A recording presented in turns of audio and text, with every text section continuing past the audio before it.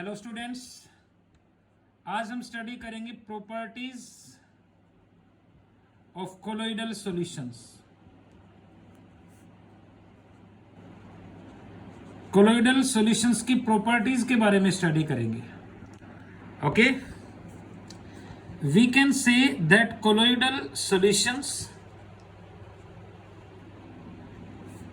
exhibit following properties like mechanical properties. ठीक है, mechanical stress या प्रेशर से जो क्रिएट होती है। Second, we shall discuss about optical properties and third, we shall discuss about electrical properties. ठीक है बेटा, इन तीन टाइप की प्रॉपर्टीज के बारे में स्टडी करेंगे। देखो, फर्स्ट ऑफ ऑल अगर हम कोलोइडल सॉल्यूशन की फिजिकल प्रॉपर्टीज को देखें तो सबसे पहला कॉन्सेप्ट ये हो गया कि colloidal solutions are what, heterogeneous in nature.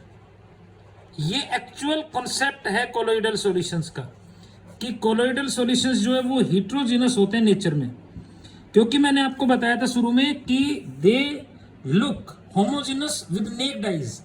ठीक है, लेकिन माइक्रोस्कोप से देखेंगे, क्योंकि पार्टिकल तो विजिबल तभी होते हैं कोलोइडल पार्टिकल जब माइक्रोस्कोप से देखेंगे।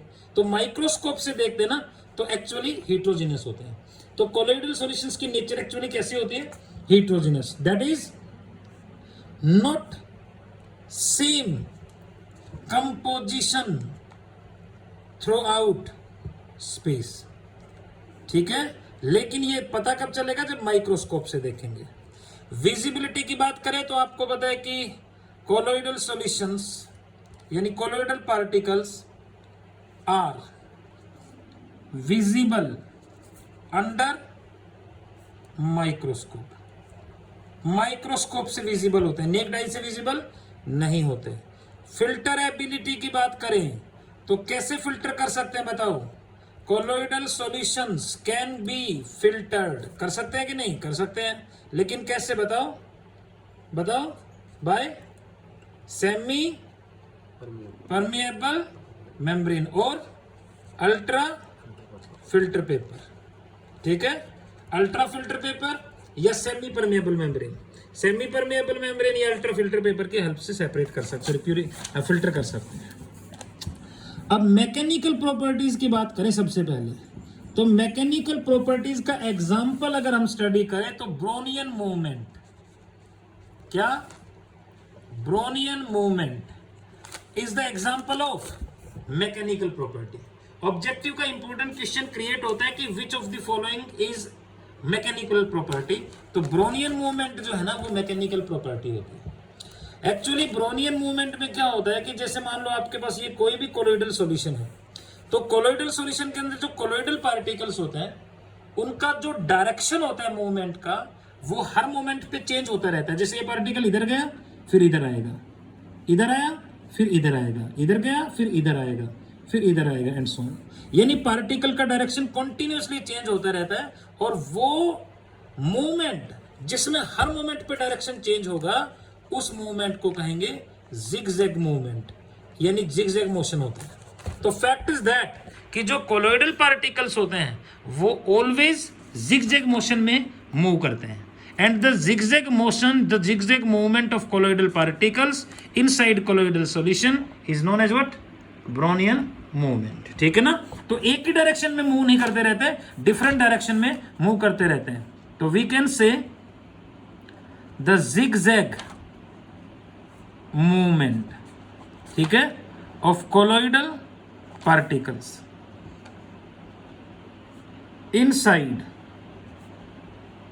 Colloidal solution is known as, क्या कहेंगे उसको?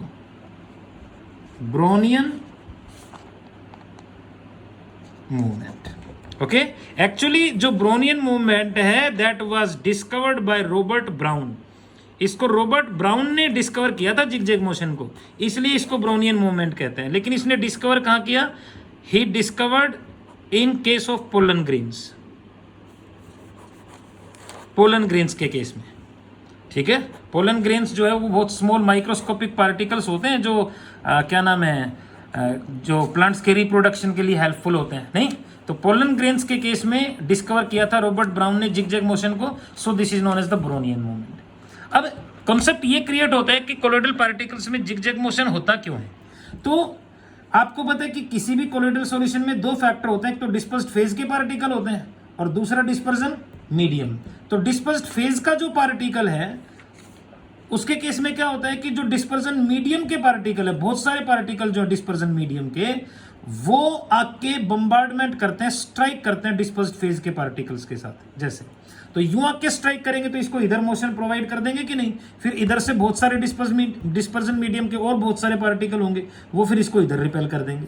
तो मतलब डिस्पर्जन मीडियम के जो पार्टिकल है ना, वो डिस्पर्स्ड फेज के पार्टिकल को रिपेल करते हैं, पुश करते हैं, जिसके कारण इनके अंदर कौन सा मोशन आ जाएगा, जिगजैग मोशन। तो रीजन क्या हुआ, रीजन हुआ ड्यू टू बम्बार्डमेंट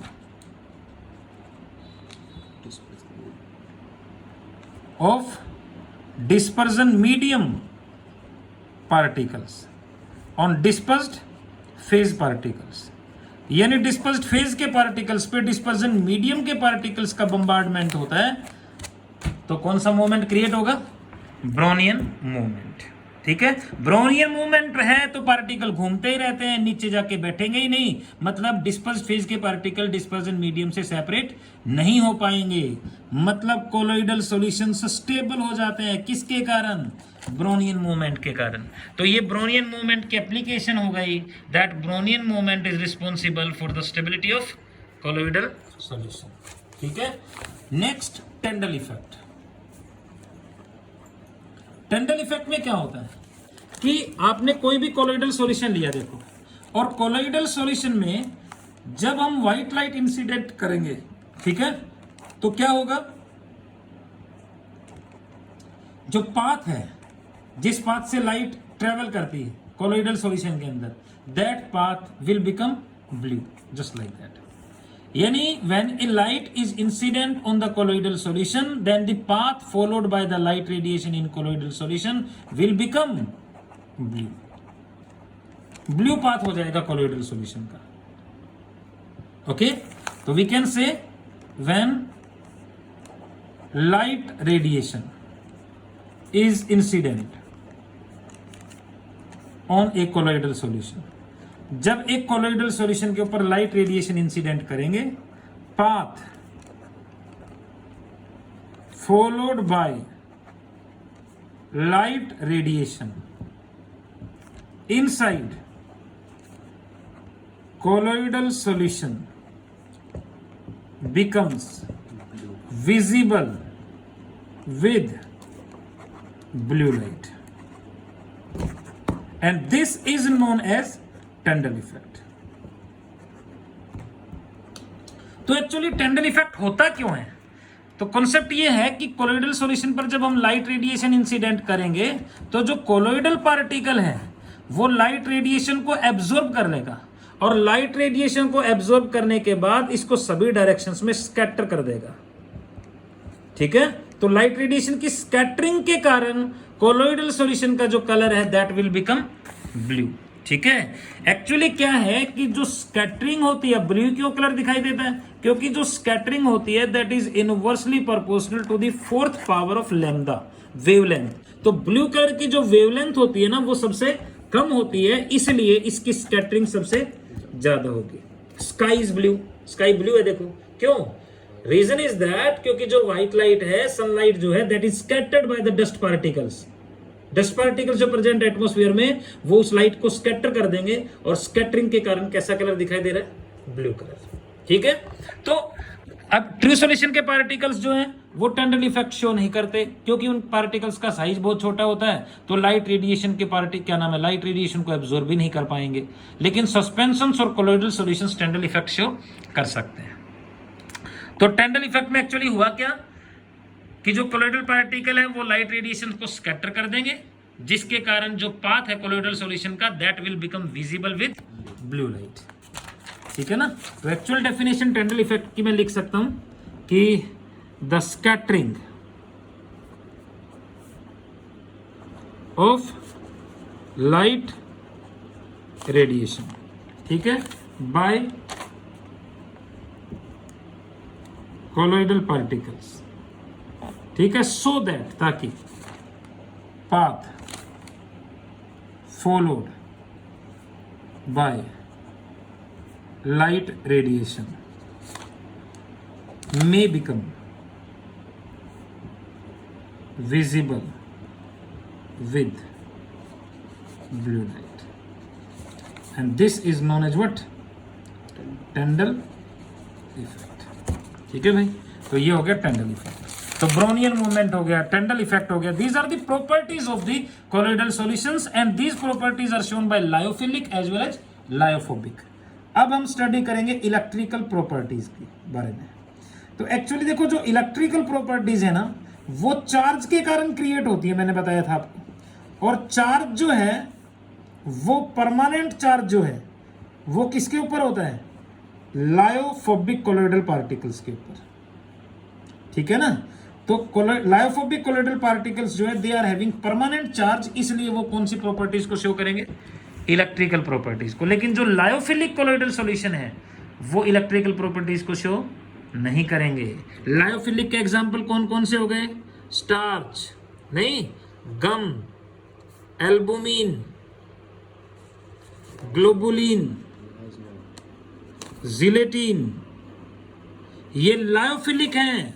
और लायोफिलिक कोलोइडल सॉल्यूशन है तो इनके ऊपर परमानेंट चार्ज नहीं होता, और परमानेंट चार्ज नहीं होता इसलिए ये इलेक्ट्रिकल प्रॉपर्टीज को एग्जिबिट नहीं करते।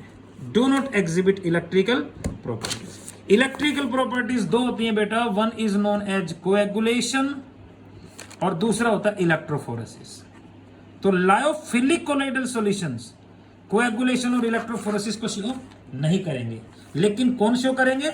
लायोफोबिक। क्यों शो करेंगे लायोफोबिक? क्योंकि उनके ऊपर परमानेंट चार्ज होता है। अब सबसे पहले हम स्टडी करेंगे कोएगुलेशन के बारे में, और कोएगुलेशन को फ्लोकुलेशन भी कह सकते हैं। That is also known as what? Actually जैसे मान लो आपके पास ये कोई भी कोलोइडल सॉल्यूशन है और ये कोलोइडल पार्टिकल घूम रहे हैं इसमें, तो जब भी हम कोलोइडल सॉल्यूशन में कोई इलेक्ट्रोलाइट ऐड कर देंगे, जैसे NaCl ही डाल दिया, कोई भी इलेक्ट्रोलाइट डाल देंगे, तो क्या होगा? सारे के सारे जो कोलोइडल पार्टिकल है ना वो नीचे जाके इकट्ठे हो जाएंगे, प्रेसिपिटेट्स बन जाएंगे, एक साथ डिपॉजिट हो गए नीचे जाके। इस प्रोसेस को क्या बोलेंगे? कोएगुलेशन। एगुलेट हो गए, इकट्ठे हो गए सारे एक साथ, कोएगुलेशन। तो कोएगुलेशन में क्या हुआ कि जब भी किसी कोलोइडल सॉल्यूशन में क्या ऐड कर देंगे? Electrolyte, small amount of electrolyte, all the colloidal particles get together, एक साथ इकट्ठे हो जाएंगे, and this process is known as what? Coagulation. यानी process of togethering, process of togethering of colloidal particles. लेकिन कब? On addition of small amount of electrolyte. Small amount of electrolyte add करेंगे तो जो पार्टिकल्स है वो एक साथ गैदर्ड हो जाएंगे, इकट्ठे हो जाएंगे, और उस प्रोसेस को क्या कहेंगे? कोएगुलेशन। ठीक है। पेप्टाइजेशन किया था, पेप्टाइजेशन में इससे उल्टा था कि जो प्रेसिपिटेट्स है वो कोलोइडल सॉल्यूशन में कन्वर्ट हो जाते हैं, लेकिन वहां पर हमने जो इलेक्ट्रोलाइट डाला था वो सूटेबल, और सूटेबल का मतलब मैंने आपको कहा था कि इलेक्ट्रोलाइट में एक आयन प्रेसिपिटेट के आयन का कम से कम कॉमन होना चाहिए, लेकिन यहाँ पर सूटेबल इलेक्ट्रोलाइट की जरूरत नहीं है। NaCl डाल दो, AlCl3 डाल दो, कोई भी इलेक्ट्रोलाइट डाल दो, AgNO3 डाल दो, तो कोई भी इलेक्ट्रोलाइट डाल लेंगे ना तो कोलोइडल पार्टिकल नीचे जाके इकट्ठे हो जाएंगे। इस प्रोसेस को क्या कहेंगे? कोएगुलेशन। ठीक है। और जो इलेक्ट्रोलाइट हम डाल रहे हैं कोएगुलेशन करने के लिए, उस इलेक्ट्रोलाइट को कहेंगे फ्लोकुलेटिंग एजेंट या कोएगुलेटिंग एजेंट। ठीक है। Electrolyte which is added to cause the coagulation और flocculation is known as flocculating agent. Actually क्या होता है कि कोलोइडल पार्टिकल में सभी पार्टिकल्स के ऊपर चार्ज होता है, या तो सभी के ऊपर पॉजिटिव चार्ज होता है या सभी के ऊपर नेगेटिव। अलग अलग चार्ज नहीं होता, सिमिलर चार्ज होता। बताया था पॉजिटिव कोलोइड होंगे या नेगेटिव कोलोइड होंगे। तो कोलोइडल पार्टिकल्स हो गई है, यानी colloidal particles having similar charge. लेकिन कोलोइडल पार्टिकल्स में जब कोई इलेक्ट्रोलाइट डाल देंगे तो इलेक्ट्रोलाइट का वो आयन जिसका चार्ज इन कोलोइडल पार्टिकल से अपोजिट है अब Na पॉजिटिव और Cl नेगेटिव, NaCl में तो ये है, तो जो अपोजिट चार्ज तो Cl नेगेटिव पे है ना, ये तो पॉजिटिव तो नेगेटिव, तो जो Cl नेगेटिव है वो इस चार्ज के साथ इंटरेक्ट करके इस चार्ज को न्यूट्रलाइज कर देगा, और न्यूट्रलाइज कर देगा तो फिर कोलोइडल पार्टिकल इकट्ठे हो जाते हैं। तो बताओ कोएगुलेशन क्यों होता है? Due to neutralisation of charge which is present on colloidal particles. ठीक है, यानी इलेक्ट्रोलाइट का वो आयन जिसका चार्ज कोलोइडल पार्टिकल से ऑपोजिट है, वो कोलोइडल पार्टिकल के साथ इंटरेक्ट करेगा, उसके चार्ज को न्यूट्रलाइज कर देगा, और जिसके कारण कोलोइडल पार्टिकल्स कोएगुलेट हो जाते हैं। ठीक है, तो कोएगुलेशन का रीजन क्या हुआ? रीजन हुआ neutralization of charge present on colloidal particles. Colloidal particles के ऊपर जो चार्ज प्रेजेंट है उसके न्यूट्रलाइजेशन के कारण होता है कोएगुलेशन। ठीक है,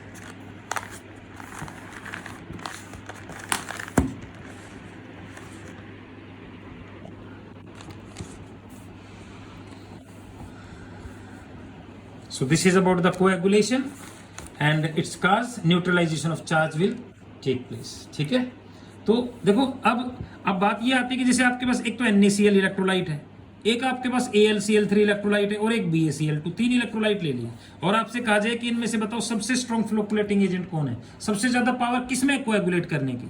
तो वो डिपेंड करता है उसकी वैलेंसी के ऊपर, मतलब पॉजिटिव चार्ज या नेगेटिव चार्ज कितना है।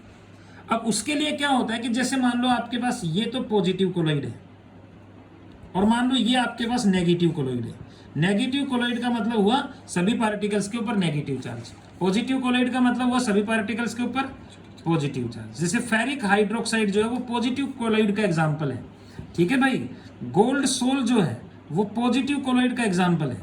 इसी तरह से नेगेटिव कोलोइड का एग्जांपल ले तो सल्फर सोल, AS2S3 सोल, ये मैंने कराया था आपको ना। तो ये नेगेटिव कोलोइड्स हो गए और ये क्या हो गए? Positive colloid. तो देखो पॉजिटिव कोलोइड की तरफ कौन सा आयन अट्रैक्ट करेगा इलेक्ट्रोलाइट का? नेगेटिव, यानी पॉजिटिव कोलोइड की तरफ जो एक्टिव आयन होता है जो इंटरेक्ट करेगा वो एनायन है इलेक्ट्रोलाइट का, नहीं। और यहां पर एक्टिव आयन कौन सा होगा इलेक्ट्रोलाइट का या कोएगुलेटिंग एजेंट का? कैटायन। जैसे आपने NaCl डाला तो इधर एक्टिव आयन कौन हुआ? Cl नेगेटिव, पॉजिटिव कोलोइड है, तो इसमें NaCl डालेंगे तो इधर एक्टिव आयन कौन हुआ? Na positive.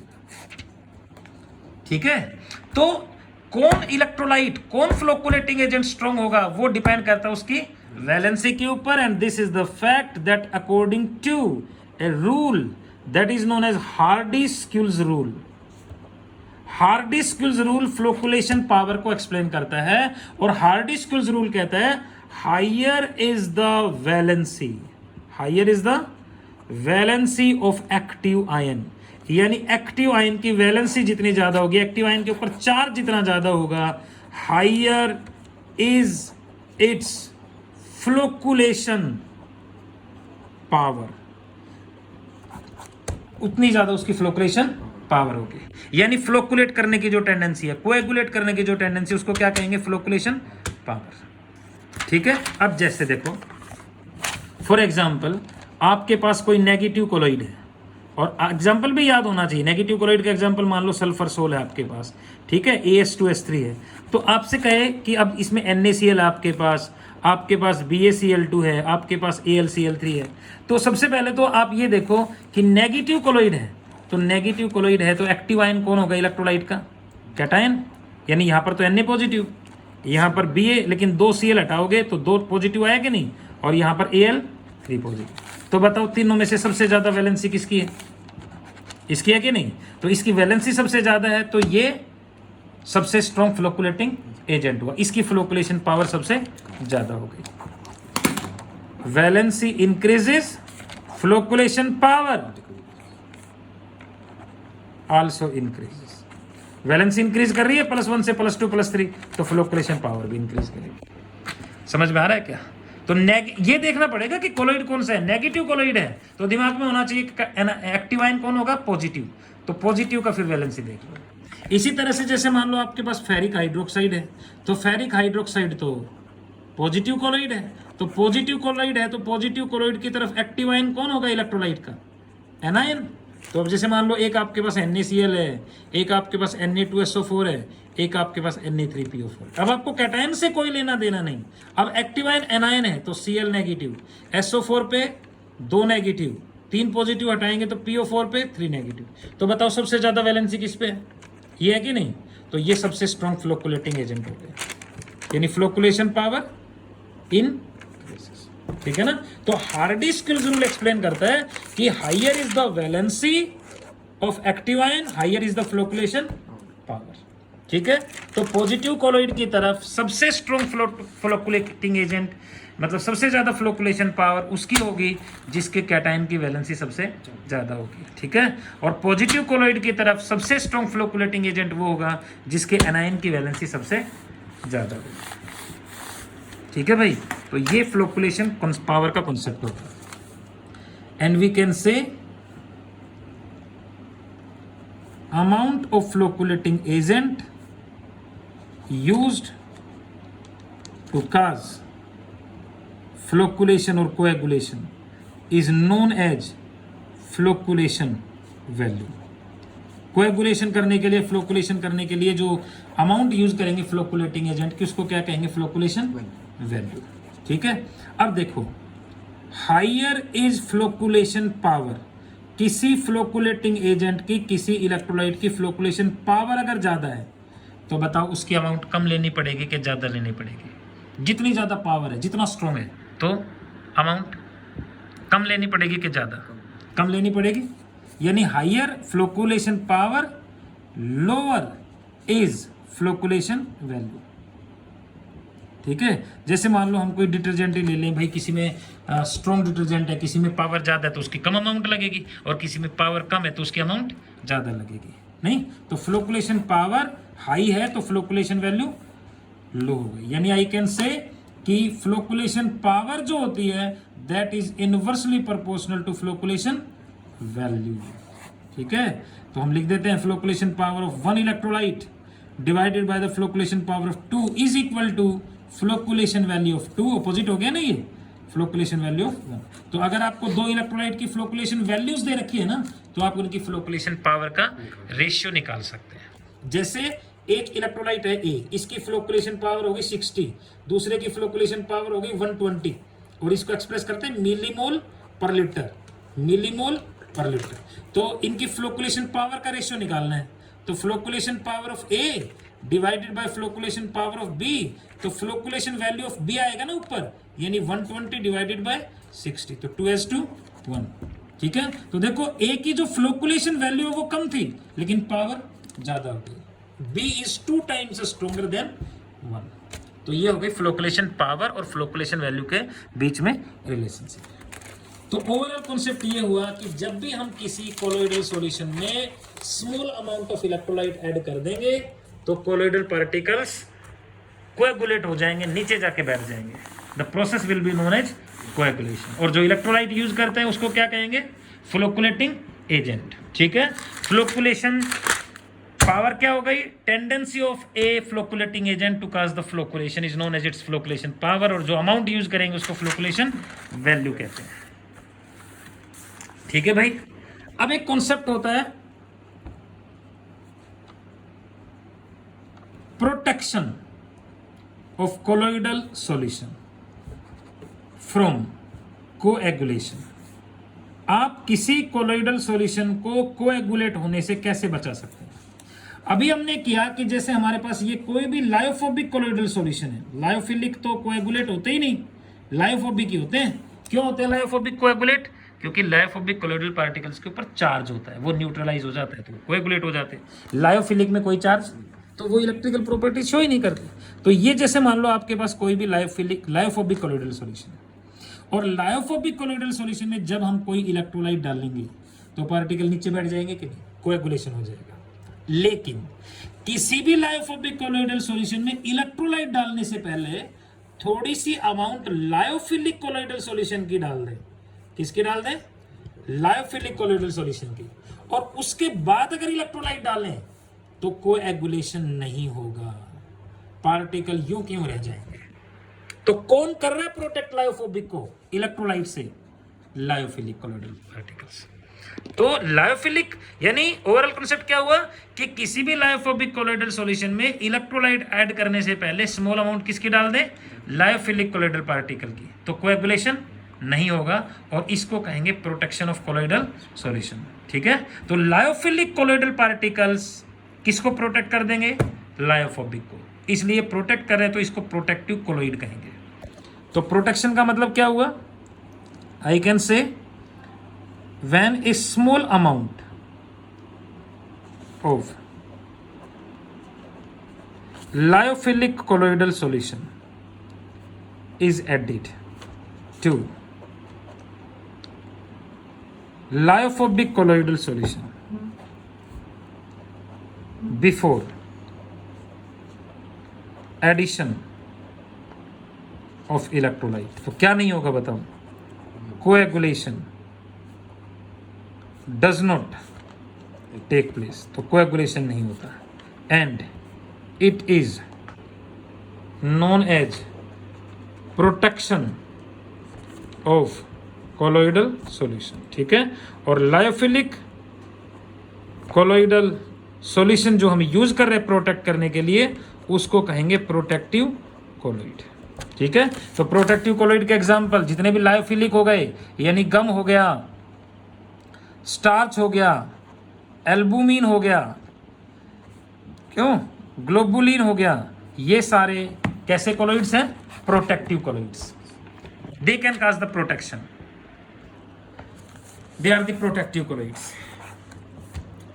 ठीक है बेटा, अब बात ये कि ये प्रोटेक्ट क्यों कर रहे हैं, तो एक्चुअली क्या होता है कि आपको मैंने बताया कि लायोफोबिक कोलोइडल पार्टिकल्स के ऊपर चारों तरफ सिमिलर चार्ज होता है, या तो सभी के ऊपर पॉजिटिव या सभी के ऊपर नेगेटिव, तो ये लायोफोबिक है। ठीक है, ये लायोफोबिक कोलोइडल पार्टिकल है। अब किसी भी लायोफोबिक कोलोइडल सॉल्यूशन में जब लायोफिलिक कोलोइडल सॉल्यूशन डालते हैं तो एक्चुअली लायोफिलिक कोलोइडल सॉल्यूशंस क्या करेंगे कि जो लायोफिलिक कोलोइडल पार्टिकल हैं वो लायोफोबिक कोलोइडल पार्टिकल के चारों तरफ एक प्रोटेक्टिव लेयर बना देते हैं। लायोफिलिक कोलोइडल सॉल्यूशंस जो है ना वो एडेसिव होते हैं, चिपचिपे होते हैं, तो वो चारों तरफ चिपक जाएंगे। तो लायोफिलिक कोलोइडल पार्टिकल जो है ना वो चारों तरफ एक प्रोटेक्टिव लेयर बना देंगे, लायोफोबिक कोलोइडल पार्टिकल के चारों तरफ एक प्रोटेक्टिव लेयर बना देंगे, ये लेयर बना देंगे, चिपक गए चारों तरफ। अब इलेक्ट्रोलाइट का Cl नेगेटिव है मान लो, तो वो इस चार्ज के साथ इंटरेक्ट ही नहीं कर पाएगा, नहीं कर पाएगा ना, क्यों, क्योंकि बीच में तो ये लेयर बन गई, तो इंटरेक्ट नहीं कर पाएगा, तो चार्ज न्यूट्रलाइज नहीं होगा और इसलिए फिर ये कोएगुलेट नहीं होंगे। तो रीजन ये हुआ कि lyophilic colloidal particles form A protective layer around lyophobic colloidal particles, due to which active ion of electrolyte cannot interact with charge on colloidal particles. Colloidal particles के ऊपर जो चार्ज है ना उसके साथ इंटरेक्ट नहीं कर पाएंगे। ठीक है भाई, प्रोटेक्टिव कोलोइड और लायोफिलिक कोलोइड की अमाउंट को एक्सप्रेस करने के लिए टर्म यूज करते हैं गोल्ड नंबर। जैसे फ्लोकुलेशन वैल्यू तो फ्लोकुलेटिंग एजेंट की अमाउंट को एक्सप्रेस करता है, यहां पर होता है गोल्ड नंबर। क्या है gold number? Gold number is a factor which is used to express amount of protective colloid. Protective colloid की अमाउंट को एक्सप्रेस करता है। एक्चुअली क्या है कि जैसे मान लो आपके पास ये कोई कोलोइडल सॉल्यूशन है 10 मिलीलीटर, गोल्ड सोल है ये, और गोल्ड सोल को एग्जांपल लेके गोल्ड नंबर को एक्सप्लेन करते हैं। मतलब प्रोटेक्टिव कोलोइड की जो अमाउंट है वो गोल्ड सोल को लेके एक्सप्लेन कर रहे हैं, इसलिए इसको गोल्ड नंबर कहते हैं। तो जैसे आपके पास मान लो 10 मिलीलीटर गोल्ड सोल है, लायोफोबिक कोलोइडल सॉल्यूशन है, इसमें अगर हम 1 मिलीलीटर NaCl डालें 10% सॉल्यूशन का, मतलब 10 ग्राम NaCl is dissolved in 100 gram water, तो 10% NaCl का 1 मिलीलीटर इसमें डालेंगे तो इसका कोएगुलेशन हो जाएगा। लेकिन उस कोएगुलेशन को बचाने के लिए इसमें जितना मिलीग्राम लायोफिलिक कोलोइडल सॉल्यूशन डालोगे उस अमाउंट को क्या कहेंगे? Gold number. क्या हुआ gold number? The amount of lyophilic colloidal solution which is added to 10 millilitre gold sol. किस लिए? To protect it from coagulation. यानी 10 मिलीलीटर गोल्ड सोल को 1 मिलीलीटर NaCl से जो कोएगुलेशन होती उससे बचाने के लिए जितना मिलीग्राम लायोफिलिक कोलोइडल सॉल्यूशन या प्रोटेक्टिव कोलोइड डालेंगे उस अमाउंट को क्या कहेंगे? Gold number. कितना मिलीग्राम डाल रहे हो आप, ये वो गोल्ड नंबर है। यानी क्या लिख सकते हैं? अमाउंट ऑफ प्रोटेक्टिव कोलोइड, ठीक है, अमाउंट ऑफ लायोफिलिक कोलोइड किसके टर्म में? In terms of milligram, which is added to 10 millilitre gold sol to protect it from coagulation by 1 milliliter of 10% NaCl is known as gold number. समझ में आई बात? 10 millilitre gold soul में 10% NaCl के 1 millilitre से जो coagulation होती उससे protect करने के लिए जितना मिलीग्राम प्रोटेक्टिव कोलोइड या लायोफिलिक कोलोइड डालेंगे उस अमाउंट को क्या कहेंगे? Gold number. अब देखो, जितना स्ट्रॉन्ग प्रोटेक्टिव कोलोइड है अमाउंट कम होगी, वीक है इसकी पावर कम है तो ज्यादा अमाउंट डालनी पड़ेगी। तो I can say higher is the gold number. जितना ज्यादा गोल्ड नंबर होगा ऑफ ए प्रोटेक्टिव कोलोइड, एक प्रोटेक्टिव कोलोइड का गोल्ड नंबर जितना ज्यादा है, मतलब जितनी ज्यादा अमाउंट ले रहे हो, lower is it's power, lower is it's protective power. तो इसकी प्रोटेक्टिव पावर उतनी कम होगी एंड वाइस वर्सा। ठीक है, अगर गोल्ड नंबर लो है तो प्रोटेक्टिव पावर ज्यादा हो गई, गोल्ड नंबर ज्यादा है तो प्रोटेक्टिव पावर कम हो गई। ठीक है भाई, तो ये तो हो गया कोएगुलेशन के बारे में और उसकी प्रोटेक्शन के बारे में। अब एक इलेक्ट्रिकल प्रॉपर्टी है इलेक्ट्रोफोरेसिस। एक्चुअली इलेक्ट्रोफोरेसिस में क्या होता है बेटा, इस तरह की यू शेप ग्लास ट्यूब ले लेंगे हम, और इस यू शेप ग्लास ट्यूब में हमने कोई भी लायोफोबिक कोलोइडल सॉल्यूशन भर दिया। कौन सा भर दिया? लायोफोबिक। अब आपको पता है कि लायोफोबिक कोलोइडल सॉल्यूशन के पार्टिकल के ऊपर या तो पॉजिटिव चार्ज है या नेगेटिव। इस ट्यूब में आपने, ग्लास ट्यूब है ये, इसमें आपने कैथोड और एनोड की प्लेट सस्पेंड कर दी, जैसे नेगेटिव पॉजिटिव नेगेटिव पॉजिटिव से। तो पॉजिटिव से कनेक्ट किया तो पॉजिटिव चार्ज, मतलब ये एनोड हो गया। नेगेटिव से कनेक्ट किया तो नेगेटिव चार्ज, यहां से बंद कर दिया हम इसको, ये कैथोड हो गया। ठीक है, तो जब हम किसी भी लायोफोबिक कोलोइडल सॉल्यूशन में दो इलेक्ट्रोड सस्पेंड करेंगे तो जो कोलोइडल पार्टिकल हैं उनके ऊपर तो एक जैसा चार्ज होता है, या तो पॉजिटिव या फिर नेगेटिव। तो हमने मान लिया जैसे इनके ऊपर पॉजिटिव चार्ज है, सभी के ऊपर कौन सा चार्ज है? पॉजिटिव। तो बताओ कौन से इलेक्ट्रोड की तरफ मूव करेंगे कोलोइडल पार्टिकल? नेगेटिव की तरफ मूव करेंगे कि नहीं? क्योंकि इनके ऊपर पॉजिटिव है तो अट्रैक्ट होंगे नेगेटिव की तरफ, तो सारे के सारे कोलोइडल पार्टिकल यहां जाके इकट्ठे हो जाएंगे। और इस प्रोसेस को क्या बोलेंगे? इलेक्ट्रोफोरेसिस। मतलब क्या? Movement of colloidal particles towards the oppositely charged electrode is known as electrophoresis. अगर इनके ऊपर नेगेटिव चार्ज होता तो सारे यहां कलेक्ट हो जाते। तो देखो, इससे हमें यह पता लगता है कि कोलोइडल पार्टिकल के ऊपर चार्ज कौन सा है। नहीं, आपने कोलोइडल सॉल्यूशन भरा, कैथोड एनोड सस्पेंड कर दिए, ग्लास ट्यूब तो है ही है, तो दिख तो रहा ही है सब कुछ। अगर सारे पार्टिकल यहां पर इकट्ठे हो गए पॉजिटिव प्लेट पे तो आपको पता चल जाएगा कि कोलोइडल पार्टिकल के ऊपर नेगेटिव चार्ज है। अगर सारे यहां पर इकट्ठे हो गए तो आपको पता चल जाएगा कि इनके ऊपर पॉजिटिव चार्ज है। तो चार्ज को आइडेंटिफाई कर सकते हैं हम इलेक्ट्रोफोरेसिस से। तो इलेक्ट्रोफोरेसिस क्या हुआ? मूवमेंट ऑफ कोलोइडल पार्टिकल्स, ठीक है, towards oppositely charged electrodes is known as what? Electrophoresis. तो ये दो प्रॉपर्टीज हो गई, कोएगुलेशन और इलेक्ट्रोफोरेसिस। इनको ढंग से स्टडी करना and so on. Thank you, it's all for this day.